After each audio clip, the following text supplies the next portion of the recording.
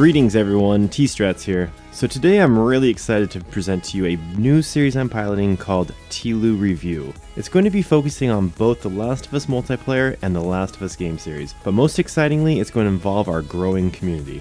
Every week on Friday, I'm hoping to publish a video that all of you can be involved in as we review and discuss all the goings-on in the world of The Last of Us. I'm going to be looking at all the gaming news, announcements, and possibly rumors surrounding the multiplayer, story mode, and of course, the HBO television series. I'm also going to see what you guys have to say by checking out a few of the top posts on Reddit and Twitter each week, as well as spotlighting a few YouTube channels or videos that I feel show off the best of this community. Each week, I'll also invite each of you to participate in a weekly challenge. That may be a type of gameplay, photo mode, scavenger hunt, or some other unique challenge, and the best submissions will be shown off the following week. So without further ado, let's check out what's going on in the world of The Last of Us. The last 2 weeks of October 2020 doesn't have much going on. With nearly all video game conventions cancelled, no PlayStation State of Play planned, you may think there are a few things to look forward to. However, PlayStation unveiled their highly anticipated UI this week, which was met with rave reviews. A few takeaways from that presentation include integrated objective cards, which could be a huge factor in a Factions multiplayer, as well as full integration of PS Plus and PS Now. Given that the PS5 is set to release in less than 4 weeks, it's truly remarkable how little we actually know about this system, like storage size minus the operating system, video capture capabilities, and PS Plus costs and benefits. I expect we'll find out a little more about each of these in the coming weeks. One upcoming scheduled event that is on the books is a live stream dedicated to this month's community challenge, TLOU Journey. On Saturday, October 24th, I'll be presenting the most creative and interesting conclusions to The Last of Us trilogy, using the hero's journey as a guideline. Be sure to submit your vision for The Last of Us Part 3 and join us for a fabulous discussion. This week had some great posts on Reddit. User JPSilva1883 posted the Metacritic tweet that Metacritic users had picked The Last of Us as the best game of the decade. Quite an accomplishment indeed. User Unjust Nation posted a Part 2 discussion point, Joel's line to Ellie in Part 2 and its deeper meaning. If somehow the Lord gave me a second chance at that moment, I would do it all over again. They feel that this time Joel would do it not for himself, but for Ellie, knowing that it would give her a life that she finds worth living. This time Joel's intent wouldn't be one of selfishness, but one of selflessness. At least that's what they got from it. One of the more unique posts from this last week was a illuminated mousepad that was given from Zwi's wife. In the description below, I put a link to both this Reddit post, and within that post you can find a link to where you can order a custom-made mousepad like this. A pretty darn neat item. I think the highest rated image this past week was this photo of Tommy entitled Broken. I noticed that most of the people in the comments section really seemed to empathize quite heavily with Tommy, feeling that he may have had one of the more difficult journeys of anyone in The Last of Us. My underdog post of the week is this one by The Wreck23. This is a beautifully illustrated drawing of Ellie with the guitar, and did not actually receive that many Reddit upvotes. One that I think probably should have received a lot more. Just a beautiful rendering. Now, I will say that probably over 90% of the Last of Us Factions subreddit was people complaining about either the tactical shotgun covert training or some variety of glitch. There were, however, two fantastic videos that I particularly enjoyed. The first, this one where the Charles Slim missed out on a headshot due to that unfortunate chair in high school. I think probably the only furniture in the entire multiplayer that you can actually hit and move around. The second video was this unreal one by Hydro Pump, which he says, "Y'all let me know what just happened because I haven't the slightest idea." As his opponent seems to, I don't know, levitate through the staircase. It's just absolutely hilarious. I feel it's a moment that can only happen in Factions. The Last of Us community is incredibly passionate and prolific with their content on Twitter, and this past week was no exception. We start things off with Larissa Calder, who posted an incredible cosplay of Ellie from the museum chapter of The Last of Us Part 2. It's a Haddosaur! Well done.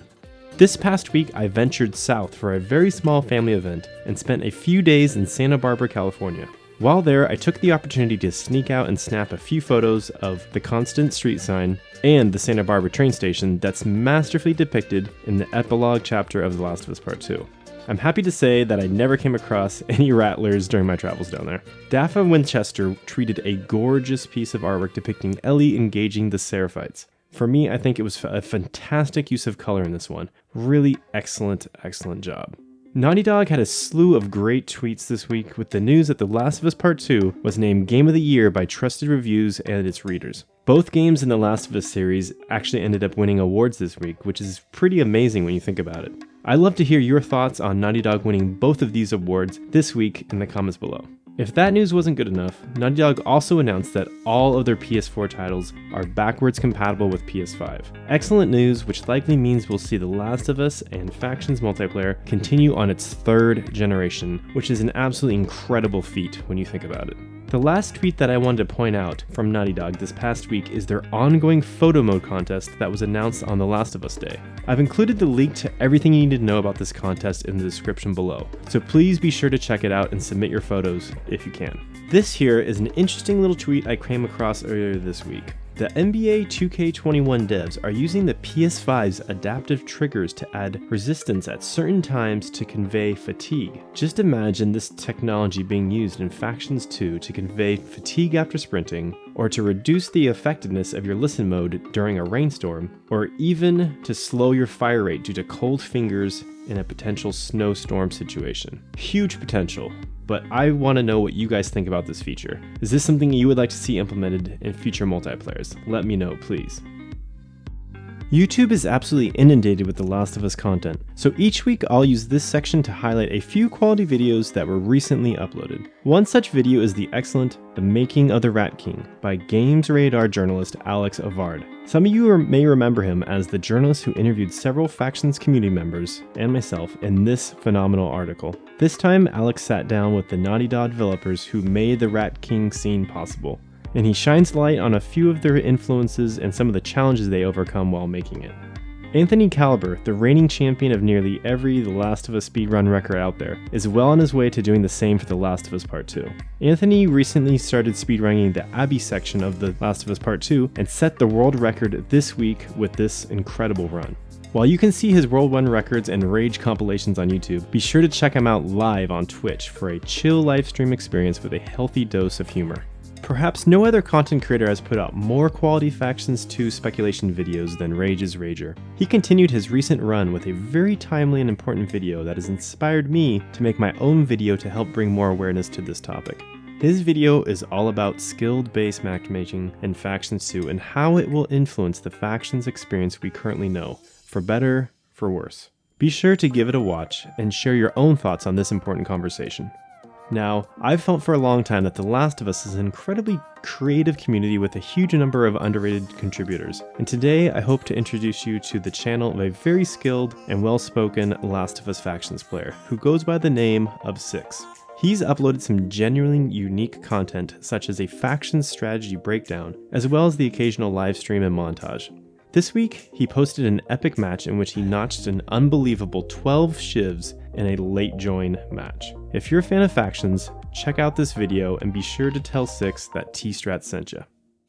It's been a while since anything was officially announced regarding the HBO series adaptation of The Last of Us, but I believe we're very close to hearing some more news on this front soon. Last month, co-writer Craig Mazin of HBO's phenomenal Chernobyl series said on Twitter, "These days, all of my days are The Last of Us Day, and that's how I like it." People have been asking for updates. I can't say much, but I can say this. We're working hard, ideas have taken root in our brains, and are starting to sprout up and out of our heads.